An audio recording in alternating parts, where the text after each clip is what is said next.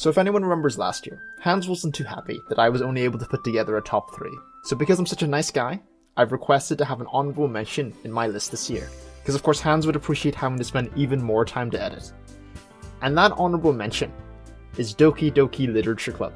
Now wait, I know what you're all thinking. Damn, this guy's opinion meant so little before, but it means even less now because he's obviously a weeb. And you know, I actually had a similar reaction when I first saw this game appear on the Steam store page. I dismissed it as another visual novel on Steam, and I feel bad for doing so. I ended up watching Game Theory's highlight videos of it, so I cannot personally play it and fairly judge it, hence I like to make special mention of it here. And to explain my reason, I start by mentioning the conversation I had with Hans when asking to have an honorable mention. He asked, why the hell does it have a psychological horror tag on Steam? I can't say too much without spoiling, but what I will say is that it deserves that psychological horror tag and mixes it well with this cutesy visual novel framework. The visual novel aspect is not just an art choice like it was for Battle Chef, but rather it plays on the actual mechanics of a visual novel to deliver what is truly one of the best surprises of the year. It does not matter if visual novels are not your thing. If you're up for a game playing with your mind outside its own boundaries, then I suggest you join the Literature Club. Build your relationships with Sayori, Natsuki, Yuri, and of course president of the club, Monica. Or maybe just Monica. Help her make the Literature Club into something truly special.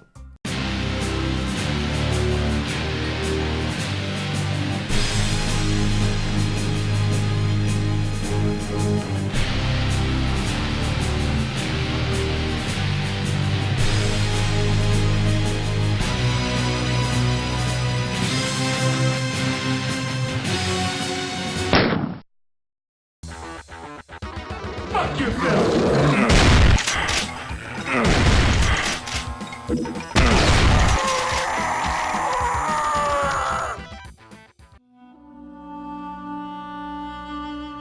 Divinity Original Sin 2 is a fantasy role-playing game developed by Larian Studios. While my older brother had Baldur's Gate 2, Divinity is the game of my generation. It has that tabletop feel, where there are various paths to the same destination. The fully voiced NPCs combined with the music make it a real joy to explore and discover.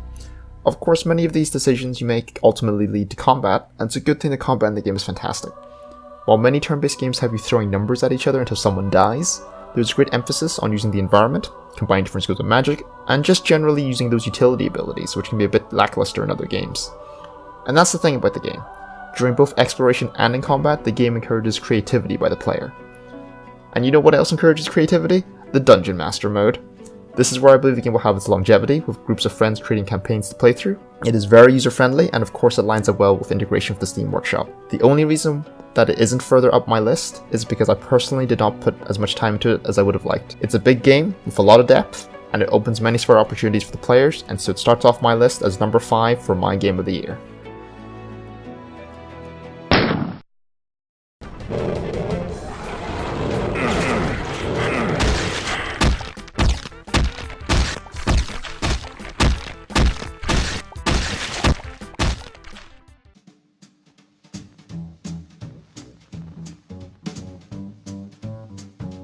Cuphead is a run and gun game developed by Studio MDHR. Let's get this out of the way. It's Cuphead, it looks amazing. This game, in my mind, is the best looking game of the year. The 1930s cartoon art with its hand-drawn animation and its watercolor backgrounds is truly unique when it comes to video game presentation. Coupled with its varied but very fitting soundtrack, the developers successfully made a game inspired by their childhood cartoons.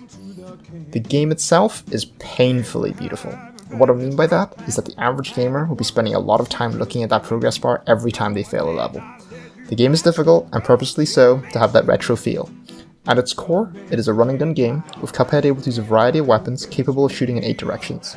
You also build meter to fire off EX shots, or you can save it to max to use a super move, very similar to that of a fighting game. Your defensive options are a typical dash, and a parry, which can be used to build meter and dodge specific attacks.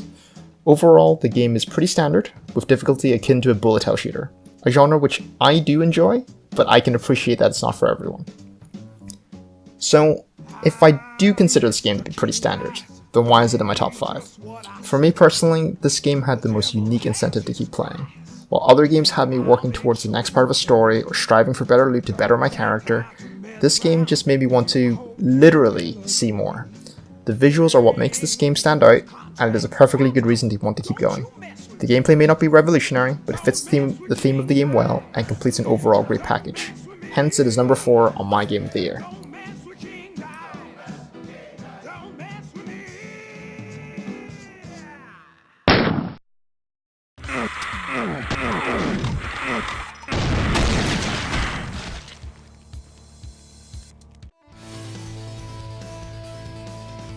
So in my opinion, number 3 on my list is a bit of a hidden gem.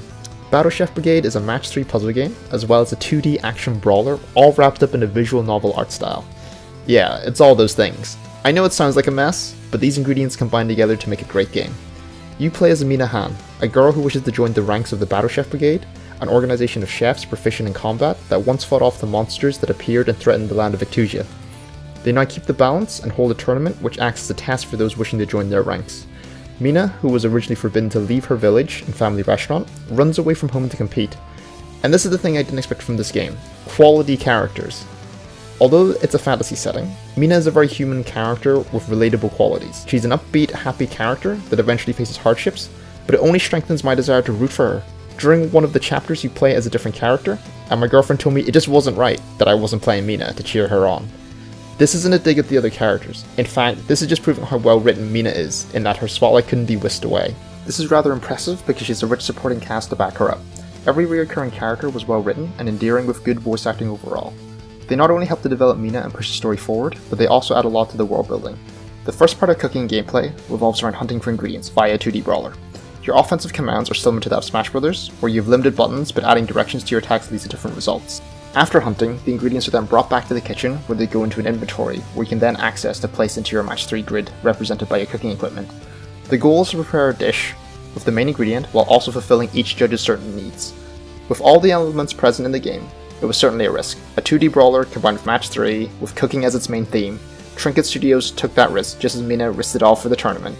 And you know what? They both succeeded. Hence it is third on my Game of the Year list.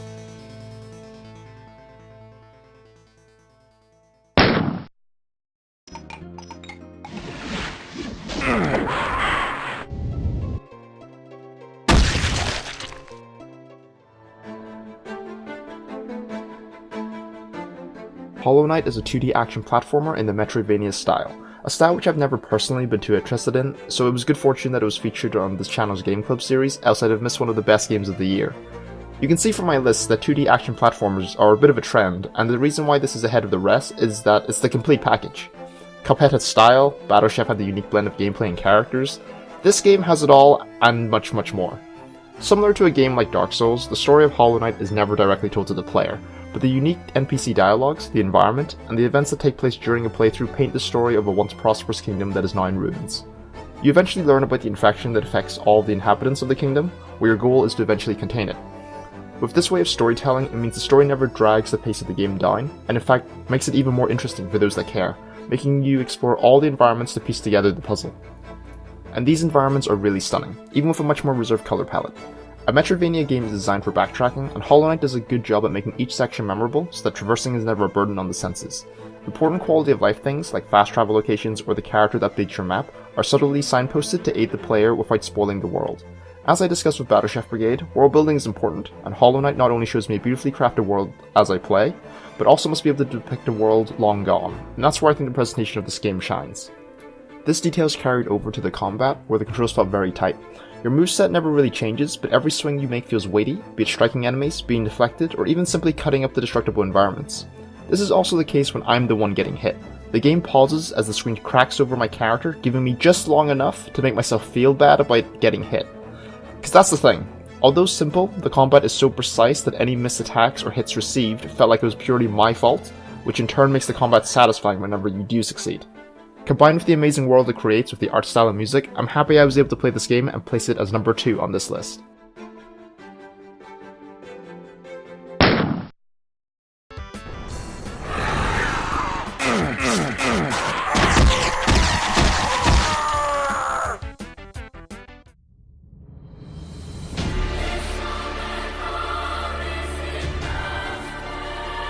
Nier Automata, developed by Platinum Games, is a game that I spent so long trying to figure out if it would run on my laptop. In the end it did, and boy am I happy that was the case. Originally I wanted to play this game because of the Platinum name. I enjoy spectacle fighters such as Devil May Cry, and Platinum have made a name for themselves in this genre, with other titles I've enjoyed, Bayonetta and Metal Gear Rising. But in all these games, the gameplay was all I cared about, and that was all there really was to care about. Nier Automata was a pleasant surprise, where the whole narrative and presentation of it all made this game about much more than just killing enemies and looking good while doing so. As someone who never played the Drakengard series or the original Nier, I played this as a standalone title, and it works perfectly fine. So much so that it made me want to learn more, which is why I ended up researching Yoko Taro and the rest of his work. I enjoy games like Persona because they always have a deep real-world theme and touch on topics that other games just don't. Nier Automata, or rather Yoko Taro, is the same. One of the main features of his work is the exploration of the darker aspects of people. This is seen in Nier, but it's even more interesting because all the characters are either androids or machines. You play as android 2B, whose mission, like all androids, is to protect humanity, which is retreated to the moon, and take back the Earth from the machines that rule it. This is a pretty bog standard plot, but whenever you progress, Yoko Taro's influence becomes known as you start to question why the sides fight and who the enemy really is. And this is where probably my favourite aspect of the game comes in. Completing the game once is more of a prologue than anything else. This is significant because it's the first game that I can recall in present day where additional playthroughs had real meaning without diminishing the satisfaction of the first.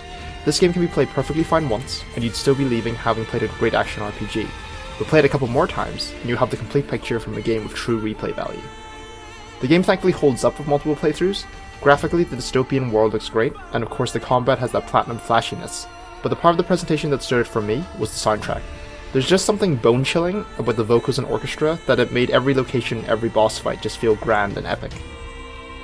As I said in Hollow Knight, Nier also makes the player feel powerful as you cut and dodge your way through the enemies. This of course is even more important for a spectacle fighter, and that's what this is, a spectacle. The over-exaggerated weapon swing animations, combined with the chaotic situations you find yourself in, just look amazing.